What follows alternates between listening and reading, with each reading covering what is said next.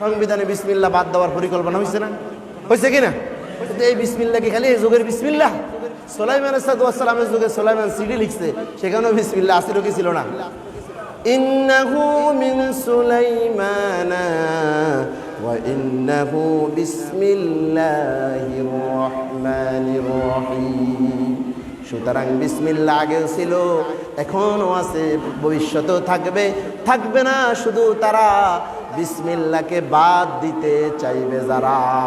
ঠিক না? বিসমিল্লাহ আগেও ছিল, এখনো আছে না নাই? আমাদের দেশে এমন কিছু নাস্তিক মার্কা বুদ্ধিজীবী আছে, তারা বলে মানুষের সাথে মানুষের দেখা হইলে সবাই সালাম দেয়, কি দেয়, আবার দেখা শেষে আল্লাহ হাফেজ বলে। ওই আসসালামু আলাইকুম আর আল্লাহ হাফেজ, এই সংস্কৃতি চালুর জন্য তো আমরা দেশ স্বাধীন করি নাই, বলে কি বলে না? তার এই প্রতিবাদের কারণে এত বেশি সালামের চর্চা হয়েছে, সালামের প্রচলন হয়েছে। তার এই বক্তব্যের পরে এক মুসলমান আরেক মুসলমানের দেখলে শুধু সালাম দেয়, আর বিদায়ের সময় বলে আল্লাহ হাফেজ। সুবহানাল্লাহ। তারা ইসলামের বিরোধিতা করে, কিন্তু সেটা ইসলামের পক্ষে কাজে লেগে যায়। ঠিক কিনা?